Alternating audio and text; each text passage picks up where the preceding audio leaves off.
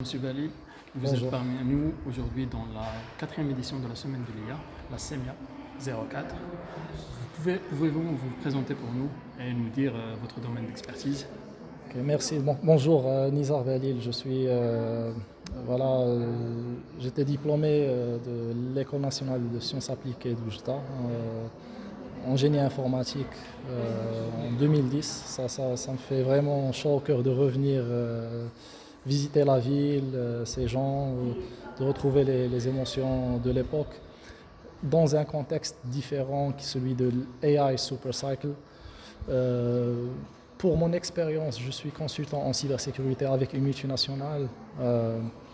Donc, je fais des missions de consulting sur des aspects de sécurité, donc l'évaluation de la sécurité des infrastructures télécom. Par le passé, j'ai fait aussi de l'investigation numérique et de la gouvernance, risque contrôle dans le secteur bancaire. Alors, si vous pouviez nous dire comment se croise l'IA avec votre domaine d'expertise? Ok, alors l'IA, son croisement avec la cybersécurité, c'est très intéressant. En fait, c'est une arme à double tranchant. D'un côté, il y a les attaquants qui peuvent utiliser des outils d'IA pour mener des cyberattaques avec plus de rapidité, plus de consistance et avec des attaques percutantes, je vais dire.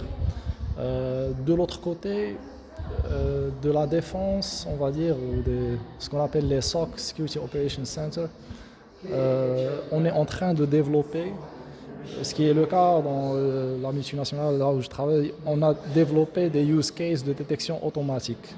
Ça veut dire on a des moteurs basés sur l'IA, type de solution XDR, qui vont apprendre chaque jour, c'est l'appel learning,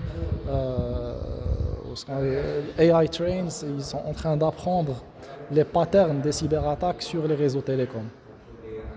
Donc à travers cet apprentissage, on a une IA qui est plus performante pour contrer des attaques avancées comme les APT ou les ransomware, etc.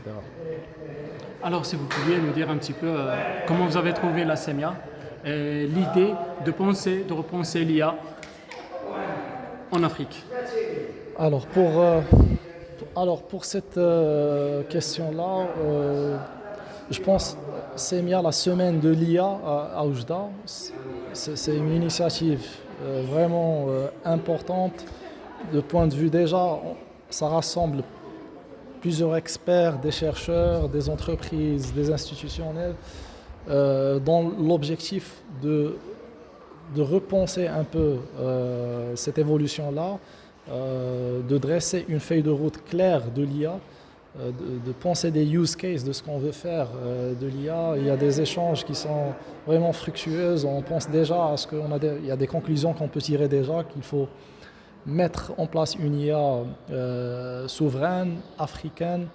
Notamment, chaque pays doit développer et collaborer avec ses voisins dans le sens où fédérer cette énergie-là et développer une intelligence artificielle souveraine, fiable, dans la mesure d'améliorer nos quotidiens, les performances d'entreprise, les innovations qui se font aussi au niveau des universités, etc. Sinezar, ce fut un plaisir. Merci. Plaisir est partagé. De rien.